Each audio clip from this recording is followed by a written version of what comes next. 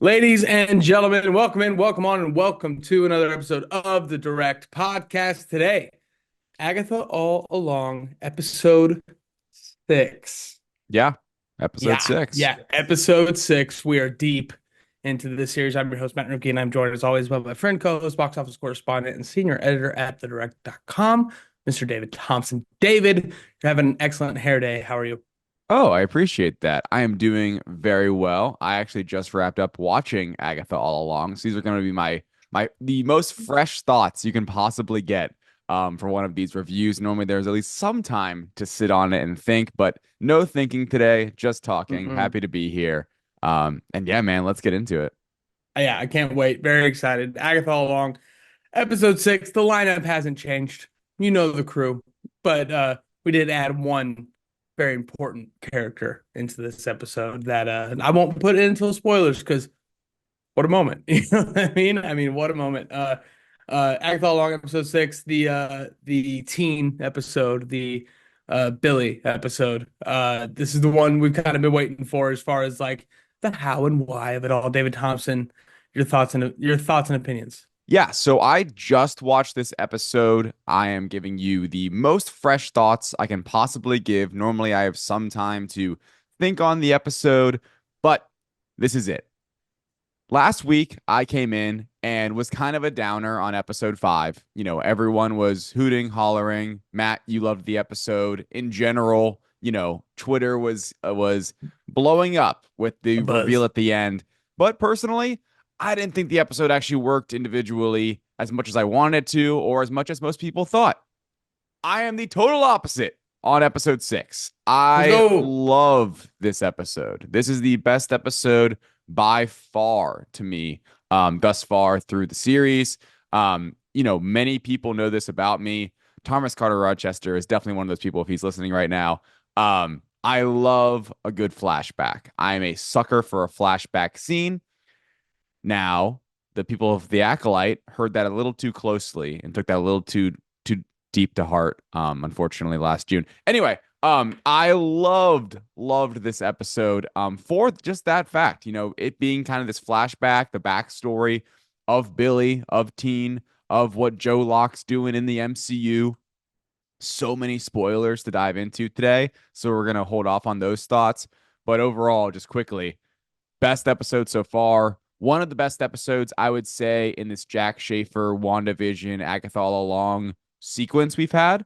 Personally, I definitely the strongest of Agatha All Along, and I would say, it can compete with I think some of the better ones of WandaVision, and it felt very WandaVision for a lot of different reasons. It felt like when you would kind of break the spell in WandaVision, which to me were the highlights and like the best parts almost of that series. And yeah, just a lot to love here. I loved the length. Like last week's was so short. I felt like you were just getting just a little bit. This one was substantial. I feel like there was a lot to dig into. And yeah, man, I'm really impressed. And it's like not one of those things like, oh, I'm back. Like, I can't wait for the rest. I am very excited to see what happens next. I will say this episode definitely helped a lot. But just focusing on this today's episode, very strong to me. I think it was very well written overall and well executed. Joe Locke, man, he does a phenomenal job throughout this entire thing. Kid's a stud. Kid's an absolute stud. Classic MCU fastball, man. This is if you remember WandaVision episode 4, we interrupt this program, the Monica episode, Yes. where we get to see the blip and Mhm. Monica and how she got to Westview, and, and we get our boy Jimmy Woohoo. It's it is just one of those episodes where kind of like the Billy reveal last week, we all kind of knew this was coming. We knew we were going to get something like this, the details of which this story was going to unfold. Maybe we all didn't know. But that doesn't make it any less awesome when we got it. I think how they executed this teen thing, with the witch's road and the sigil and his name and who he is and why he is and all of those different things were just pretty spot on, honestly. And Yeah. and my biggest takeaway from this, I love this episode as well. It's very WandaVision. It's funny. It's very funny this episode, which I think we kind of get lost on it a little bit, in that like, we want things to be so prestige television and so just high class. Like this is a funny show. It's Catherine Hahn. Like let's not overthink it here. This is Catherine Hahn, right? Like Hmm. she is a queen of comedy. And but my biggest takeaway from this episode overall, so comic book, dude. This is so mid 2000s Bendis ass comic book stuff. And it's just awesome. It's awesome to see that translate to page. If you're following me on Twitter, I set up my TV room finally in the new house. And I've had the TV room set up for a while, but I got my Hue lights back, my gradient strip Hue lights with the sync box and the bows and all that stuff. Nice. And I watched the Avengers last night, and Mm. I got done with work at like 4:30, and my wife gets home at like 7 to 7:30, and I'm supposed to cook dinner in that time. And I started the Avengers at 5. I was like, no patience, no restraint. I will be watching the Avengers. Like that's what's going to happen to me today. Yeah. So because I knew when she got home, we got Agatha to watch, right? Right. She was gonna watch last week's episode and this week's episode. Nice. And that movie is just so trend setting and trailblazing and just perfect in so many ways. This episode, so fastball MCU for all those different reasons. The different look at the same thing that we've already seen. The humor weaved in with this like super unraveling mystery story that they've set up over the last 5 episodes. And all of it being so comic book and the way that they adapt the comic book to fit the MCU proper. Culturally is not the right word. That's much too big of a word for what we're talking about. But you know what I mean? It fits the tone and style of the MCU, but in such a comic book way. It's really great how they were able to execute it, and I'm really excited to talk more about it with spoilers. I'm glad that you like it, David. We're back on the same page after episode 6. Now, I do have one question before we get to spoilers, just on your overall opinion of this episode and the show.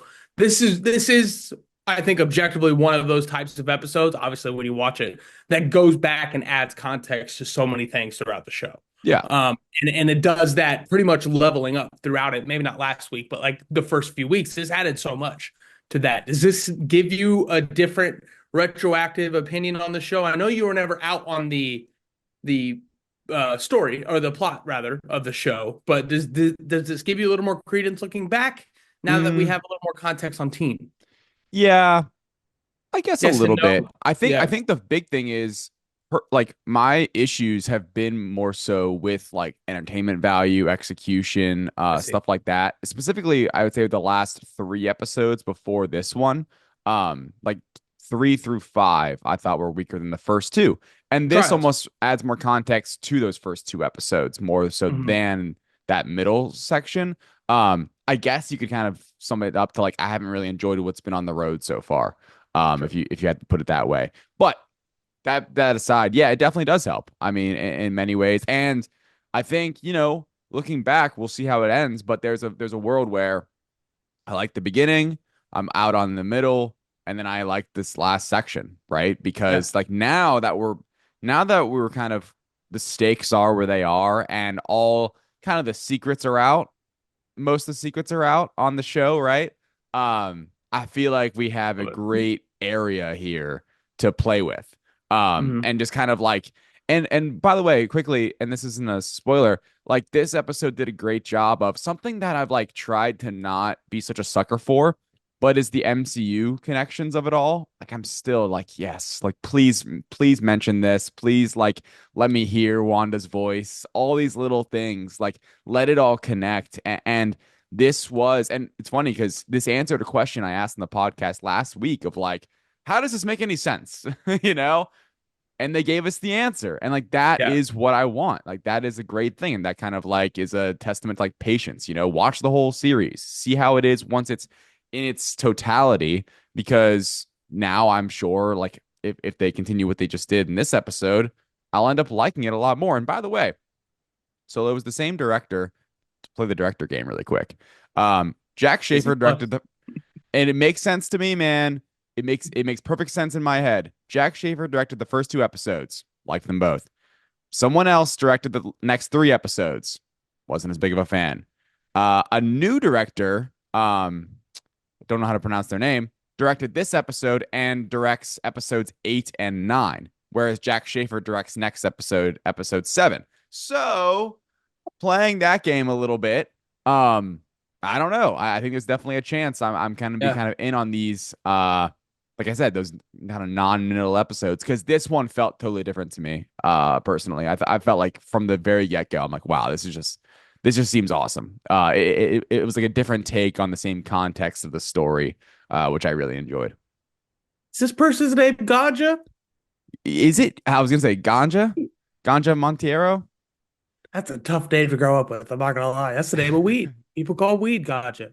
Well, Like that's kids are mean.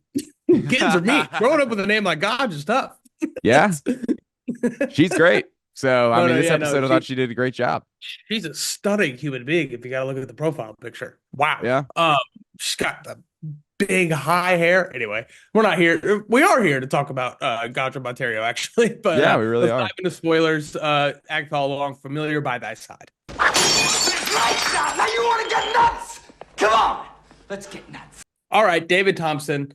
We're going MVP. What worked the best for you? What made this episode get over the hump for you? What won you back here at Agatha All Along? Man, MVP. Like I said, fresh off the viewing here, what was the best part? I think the best part was just simply the backstory, which is a Yeah. very, very broad take, but there's only two of us on the podcast, so let's get broad. Because I feel like the backstory was not only essential to adding context to the Wiccan reveal at the end of episode 5, but it was essential in us caring. And that's kind of where I was at. Like I needed to know, I needed to care. And this helped so much. Like I mentioned before the spoilers last week, how does it make sense that Joe Locke is Billy? You know, like how's the timeline up? Like what's the context? We get the context, right? And I think the method that they did in this episode of interweaving the characters, right? We get Lilia being the one that cast the spell and put on the sigil. Great reveal, by the way. Made perfect sense. And just adding all that context. Alice later is the police officer. Stuff like that, you know, I thought was so cool. And it's the connections to WandaVision, right? Like we start off, you know, he's having his bar mitzvah. That's really cool kind of context, seeing who Billy Kaplan was before the accident, right? Which is now going to be, I think, like a major kind of like thing to reference within this universe, and you know, just like kind of in the MCU of like Wiccan, right? It's like, okay, like there's this accident, boom, this happens with Billy. The soul spirit, part of the solar spirit, moves over to Billy Kaplan. Okay, cool. Like now I'm getting it, right? You're right. Like they're answering the questions. It's making sense. It's cool. Like the added context makes sense. Him being able to read minds and kind of be like, like this is going crazy. Really great stuff. Like I'm always a sucker for the uncontrollable superpowers for one of these characters. Like we get with the X-Men, we get with Superman and Man of Steel. You know, anything really. Even Wanda. You know, where it's like, I can't control this. Is like breaking my brain and it's frustrating. And then just we go through not only his backstory and how he becomes Wiccan, or how he kind of becomes Billy Kaplan slash Maximoff. Because I even saw questions online after last week's episode where it's like, why are people calling him Billy Maximoff? Right? Like he's Billy Kaplan. This episode perfectly explains that kind of like mixture of Mhm. sorts. I thought it was phenomenally done. And not only was it great for adding context, but kind of what I really want to focus on for the MVP, very well made and entertaining. Like I was so locked into the episode of like, oh, what's going to happen next? Oh, this is what happened. Oh, we're getting, like you mentioned before, we're getting the other angle of the beginning of the show, right? When it comes to quote unquote team, when it comes to Joe Locke, we get background with his boyfriend, like all these things. We get so much added context, but it wasn't just like I'm reading a background on a wiki page. It was really entertaining TV and really well made to me. And Joe Locke at the heart of it does a phenomenal job. Yeah. Matt, what was your MVP? I mean, it's hard not to say Joe Locke here. I think that he was able to play this character in such a fun way, but also like so just nervous and isolated and anxious. This adds so much tension. I think, to everything moving forward. I think Joe Locke's really in a good spot for it. Well, Hmm. weirdly enough, like obvious, and we've said this since the beginning of the series. He's so like neurotically charismatic, very Ross Geller from Friends. Like, he's got this like twitchy, millennial Gen Z nerd thing going on, but he's also very confident and funny in his own right. You know what I mean? Like, he pulls off saying things like it's giving, and he pulls off the different little quirks that he has. But I think he's able to balance that so well. Like when he comes home from the hospital, he's so nervous, dude. Yeah. He is just so worried about everything, and just like it, as much as this has been done to death, the moments where he's listening to people thinking in his head, where he can read their minds because he's a fucking Maximoff. When he's reading his parents' minds, like the way he acts that out, like you could feel the stress building up inside of him as he tries to figure out what's going on. I am William Kaplan. I am William Kaplan. Like that was such a good scene, and I think that Hmm. and that goes back to Joe Locke's main VP, but a little side MVP. So goddamn comic book, dude. If people aren't watching this show, explaining to them why this is Billy Maximoff and not William Kaplan is the nerdiest. Like, it's almost like when you say it, you're embarrassed saying it. Like, yeah, so when the hex went down, Billy's consciousness attached to the closest thing it could, and William had just died, so his consciousness got transferred into what, like, that's so nerdy to Yep. say, but damn it, is it comic book as hell when it plays out on screen and it works, man. It just fucking works because like we know who Billy is. You know what I mean? Like we've gotten Billy and we know he's got that juju in him. And that's such a great scene in WandaVision when the kids are trick-or-treating and Wanda's in trouble and Tommy's zooming around the entire neighborhood and Billy just stops him. Hey, mom's in trouble. Like Billy has that move. And when it goes into Joe Locke here, I feel like it matures well. It feels like a natural progression. And it's just, I love how much they leaned into how comic booky it is, but still they executed so well. Like when he says Tommy when he wakes up, I was like, yes, yes, we're doing the Tommy thing. Yeah. And Wanda's fans, of which I am one, on Twitter are like upset that he's not going after his mom. He's going after Tommy instead. Guys, this is Billy and Tommy Maximoff. I mean, this is what we're doing here. Like this is a twin thing. It's always been a twin thing. Since Wanda stepped on screen, it's been a twin thing. And it's just so cool to see this character come full circle. And like I said earlier, add so much context to everything we've seen so far. I'm gonna rewatch this series someday and look at everything he does differently, Right. knowing he knows what he knows. And then you can dive eight layers deep into it. I think Joe Locke surrounds the whole thing. The sigil, how we got here, why he found Agatha, Hmm. just the weaving in and out. And then if you want to, strip it out even more, him and Eddie.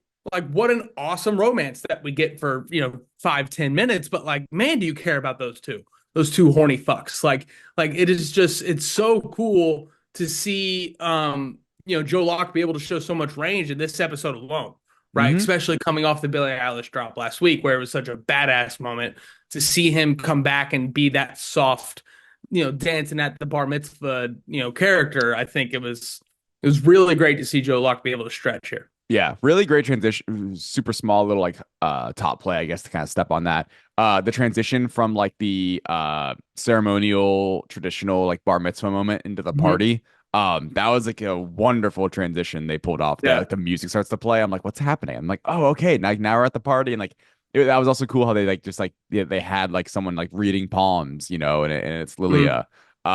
Great stuff on the Which on the felt top. weird to have at a religious party, by the way. I know. I had the A little same strange. thought. I did have the exact same thought, but I'm like, to each It's their fine. own. Yeah. Yeah, I agree. It was a Anyway, little odd. trust me, I was kind of thinking the same thing. Anyway, on the Tommy bit, I think part of it too, they did a great execution of like, why isn't it mommy? Because it's like Wanda's dead. He has listed out on the notes like Wanda dead, Billy missing, and it's like, oh, the road can help you find what you are missing, and that's Tommy. And this Tommy mystery now, you know, get fired up because he's coming, right? Like you imagine by the finale, we're going to be getting Tommy and or whatever Tommy is, whoever Tommy is, um, in you know, in this series at some point. Yeah, and I definitely think like that's kind of the next big question, right? Who's going to be Tommy? And I'm not expecting an actor like we know. You know what I mean? Like I don't think Chalamet is walking through that door. I don't think, Chalamet. I don't think the Scoble kid from Perry Jackson is going to be walking through. Um, even though it would kind of play a Got little. him under the banner. Yeah, there we go. I don't hate that actually, but I don't know if Tommy Maximoff is in that kid's pay grade. But it's definitely, it's another mystery. You know what I mean? That's another character that we got to figure out moving forward. And this is such a top plays episode. There's just so much to talk about. But before we get there, let's go to LVP. What didn't work for you? Is there anything that kind of fell short for you here in episode 6? I mean, I honestly loved how it was executed for what they were doing. Like, of course, I missed Aubrey Plaza, if that can be Yeah. an LVP, just because, like, I feel like we haven't gotten enough of her in the series so far. But I think that will change here in the next 3 episodes. That's at least my assumption. But really, I mean, just overall on the topic, I think 6 episodes in, I am surprised with the lack of utilization for her thus far. Um, I feel like it's definitely like teetered off since like the first two. Like, I think especially after the first episode. I was like, oh my gosh, she's gonna be such like a main point of this series, and she really hasn't been so far. And she's completely missing in this episode, but wasn't her story. It was a background episode. Other than that, losers to me, nothing too, I think, apparent. There was part of me where I almost wish there was a point where I thought the episode could have ended actually a little bit earlier, ironically enough. Um, Mm-hmm. it didn't totally. I enjoyed it. So that's the thing. I really liked the episode. I enjoyed how we got the ending conversation between Billy and Agatha, but I think that could have been next week. And that was kind of my one thought on that. But at this point, I'm kind of just pulling for something because Yeah. overall, for what they were trying to accomplish, what they set out to do, I think they nailed it. And remember our new rule, you don't have to have an LVP. You know what I Yeah. mean? It's a new rule that we have implemented. I think on the Aubrey Plaza thing, I think it's actually like for me, and this is a complaint I've had about other Disney Plus shows so much, specifically Star Wars shows, is where they take just the A story and stretch it so thin over the entire season. And Mm, it's so hard to continue to wait and wait and wait for resolution on something that shouldn't be 8 episodes. And that's where the filler word comes into play. I hmm think what they're doing with the Aubrey Plaza character is actually really smart and a breath of fresh air on Disney Plus, in that mm. we've gotten a lot of her compared to the other Coven uh witches, right? With their witches, We've yeah. gotten a good amount of Aubrey Plaza and Agatha. Like Hmm their relationship, their background, their chemistry is so tight. There's obviously something there. There's this whole death thing surrounding Aubrey Plaza that we just, we don't really know how to dial that in. And I love that we got Billy and we have Agatha and Billy and all this tension. Wow, the tension between those two moving forward. And we have 3 episodes left to deal with the Aubrey Plaza of it all. And I think like that is Right. something Disney Plus never allows itself to do.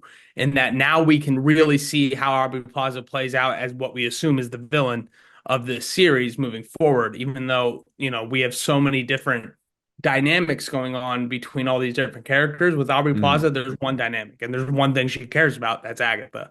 And I hmm think last week, because I rewatched last week's episode with Erin because she hadn't seen it yet, when the mom shows up, Agatha gets into straight ex-girlfriend mode. And like and we all have that ex-girlfriend or boyfriend who like they know the one thing that pisses off their ex. hmm Like if like when Agatha's mom shows up and is like, let me take her, Aubrey got offended. Like, no, you can't. That's the one thing I will not let you do. Because I hmm know how much that hurts her, kind of thing, right? And like that's the one thing where she shows weakness throughout this entire thing. She's laughing when there's fire. She's dancing on the broom. She's making jokes and all this stuff. But as Right. soon as it comes to Agatha and her mom, she was like, "Fuck no, fuck you," and Yeah. and that was such a cool scene. So moving forward, I love that we have 3 episodes to figure that shit Yeah. out, along with the Tommy stuff, and get to the end of the road. Hmm. I also think that 3 episodes is enough to do that and more. You know what I mean? Like Probably. we can still have that Billy Agatha episode that I think we need where they really flesh it out. You know what I mean? Like they really go down the Wanda rabbit hole, which I think could be a really fun thing to see what Agatha thinks about Billy and what Billy thinks about Agatha. And hey, nice to see you again. Yeah. Come on, dude. You remember the Sweet Treats episode where she brought him into the house Right. and the aspect ratio changes in WandaVision, man? It's fucking amazing. And it's really Mm, cool to see the WandaVision hold over here. It's a true spinoff. It's a true spinoff sequel to absolutely. WandaVision, which I think is committing to that, I think is a great choice because Mhm. if it's not for you, that's fine. For the people it's for, it's crushing. Yeah, I was gonna say, I feel like this episode really solidified that. Like they weren't. It was kind of like the opposite of what they've been trying to do, of like trying to kind of beat around the bush of what happened in WandaVision, really since episode one, and try to make it its own thing. Where this one was like, no, this is deeply connected. Like this is Billy. Here's what happened. Let's go back to those times when it was the Hex and like how they were trying to cover it up as like an Avengers uh test that Oh, went wrong or whatever. I'm like, oh, it's so good. And just like all and like breaking down the YouTube videos and like, oh, that's a rune, it was a spell, blah blah blah. We learned what like runes were in WandaVision, at least in terms of the context of the MCU. Okay, we gotta talk about it, man. This is the top play, right? Like there's no other real. Did you have an yeah, LVP, by the way? Okay, no, this is the top absolutely play. not. Good. I can't believe Ralph Boner's back. I couldn't believe Evan Peters returns. He's the guy in the hat and the trench coat. Great tease in that mid-season, I guess, Yeah. trailer or whatever. But really for this episode, a lot of what we see from that trailer was in this episode, which I wasn't totally expecting. And yeah, man. So here's my whole backstory, right? Because I wasn't on the pod. Obviously, we were doing the WandaVision reviews, way back in the day now. So long ago. I was so but Matt does know, you do know, like I'm not the highest on WandaVision, and I hated the Ralph Boner reveal. In the moment especially, I was like, I hate this. I feel like it was cheapened, like the whole thing. It just felt very like it was completely just disappointing to me. And I outright just like did not like it. It rubbed me the wrong way. But I gotta say, Evan Peters in this episode is phenomenal. Like, what a heat check moment. Just comes in. He's so great. He's such a phenomenal actor. And actually seeing the 3 years later Ralph Boner was incredible. Like, I'm like, holy shit, this guy's totally traumatized. He's this like loner, just scared, wakes up with night terrors. He's terrified of Wanda. He has he's crying. These really just like deep traumatic events happen to him. And he's been, to me, the best example of like the residents that broke out of the hex of like what they've been dealing with. Because he seems totally just like it's taken over his life. And not only that, he's got like the little like anti-witch spray and stuff like that. Like it What? just totally hasn't it hasn't left him at all. Because even there's a line there where Billy's almost like, well, like how has it affected you? Like has anything right? Because he's trying to pull at him. He's like, has Yeah, anything changed? Have you been able to do new stuff or whatever? And he's like, I just wake up every hour, every night, scared of Agatha and scared of Wanda. And yeah, man, I truly thought like, and that was also the other deep tie to WandaVision, where he's talking about what it was like and what they did, and almost as a viewer being like, oh, that's right. Like I'm remembering that now from WandaVision, like when that happened, and really once again making Wanda out to be like what a villain she was. Um, in that series. Obviously, eventually, Multiverse of Madness. But yeah, I thought like he came in. It was such a great utilization. It was for me too. Like as someone who didn't like the first Ralph Boner reveal, um, it was such a like comeback story where I'm like, oh, Mhm. like this is a really cool way to use this character again in another cameo. Really the best way they could have utilized him, I think, because they kind of leaned into how this was just like a loner who was trapped, in the hex and was just a guy living in Westview and what he's now had to deal with. And yeah, it was outstanding. That whole Yeah, scene was great. and the Ralph Boner thing I equate to Willy Wonka. A fantastic movie across the board, except for that one scene where the mom sings that song, "Cheer Up, Charlie," which is just awful. But you kind of It's just so let that random. pass. It is random, man. What the hell? Grandpa Joe, the biggest villain in the history of cinema. Um, Damn. he is. We could have a whole podcast about Grandpa Joe if we really wanted to. Might have Um, to. but the Willy Wonka rewatch, we missed it. Well, I was gonna say, We when missed it. Wonka 2 comes We out, we'll have to literally do it. had our chance and missed it. Yep. We reviewed that movie too. That's the funny part. That's funny. Man, that was almost a year ago. That's crazy. Mhm. But the Ralph Boner thing, I didn't love. I didn't mind anything outside of the literally just laughing at the word boner. And I feel like that's really the only problem with it. I feel like Mhm. if you have more problems with it, you're extrapolating. But it is such a bad taste in your mouth moment in that episode, right? Mhm. Especially when finales in the MCU, moving forward have traditionally not lived up to the penultimates. But um all that to say, he pointed it out. Like everybody in Westview had Wanda. I had both. Like I wasn't just under Wanda. Like I had Agatha too. And Exactly. he even made the point. Like she made me a joke. You know what I mean? She stole Mhm. my house. She made me this, this goofy prisoner. Yeah, she Um, was hijacked or kidnapped someone, keeping him in the attic or whatever he said. yeah. She kept me in the attic. She made me poison a dog.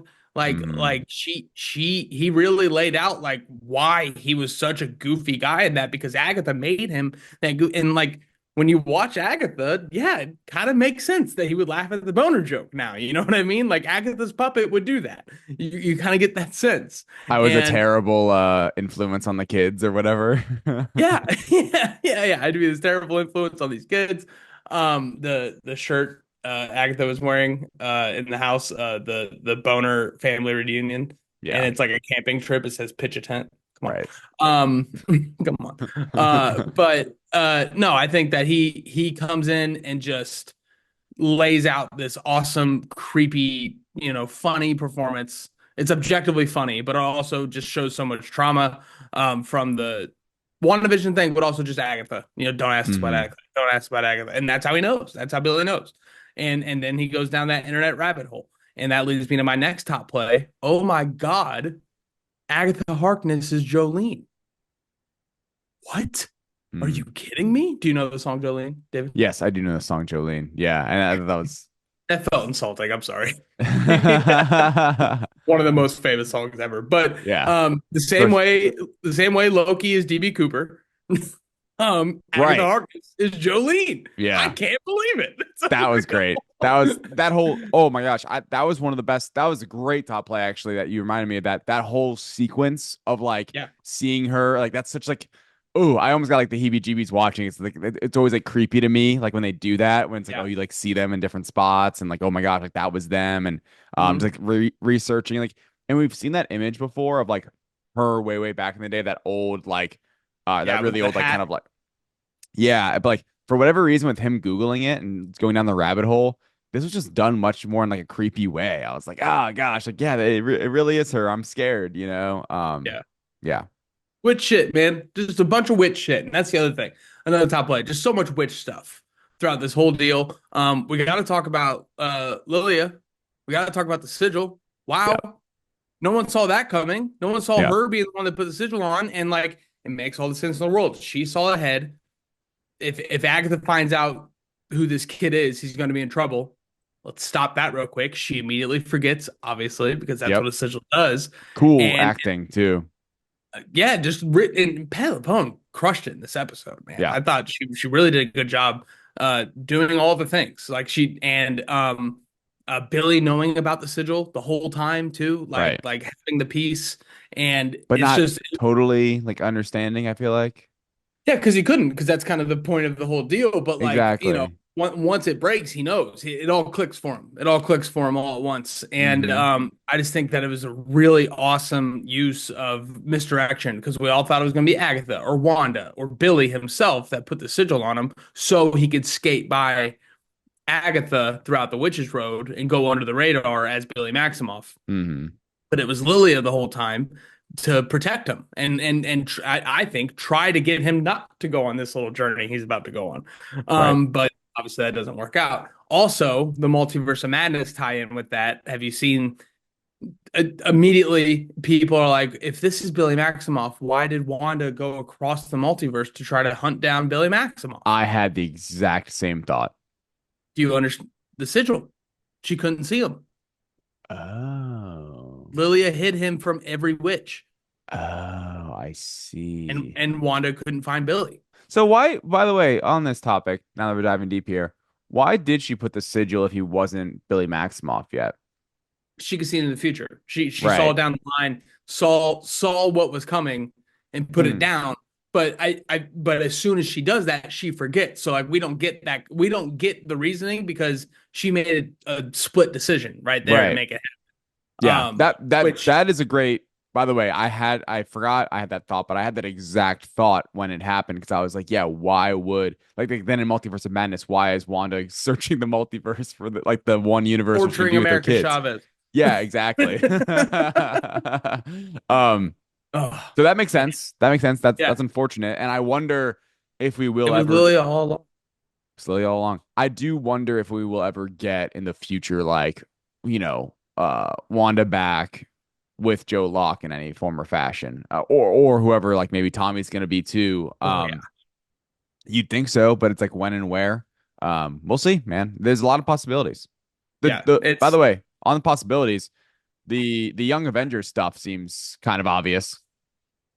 yeah. I mean, this is straight out of the comics. William Kaplan is Billy Maximoff in the comics, and they meet through the Young Avengers, Billy and Tommy, and it's a Parent Trap moment. It's like, whoa, you guys could be twins, and it's this whole deal, right? And then it's in the Gotcha. comics, it's actually a scroll, so, the Super Scroll, um, from the Fantastic Amelia Four. Clark. Oh, okay. Yeah, right. God damn it. No, the other one. The one that Amelia Clark kills. God, that show. But in the comics, it's the Super Scroll who has that thought is like, wow, I fought Wanda and Vision back in the day, and now here I am getting, saved by her kids. And Mm, Billy and Tommy are both like, the hell do you mean kids? right. And that's when it clicks. Like, oh my God, we're Maximoffs. Like, I see. the fact that Billy Maximoff has such a badass kind of vibe to him in this, I think is so cool. I think that moment when the first that we got in the show is revealed, where what's your name? William Kaplan, and then what's your name? I'm Billy Maximoff. It's the first time he says it out loud. I think like that is such a hype, badass moment, and it's just really cool to see the magic corner of the MCU be as fleshed out as it is. I'm really pumped about it.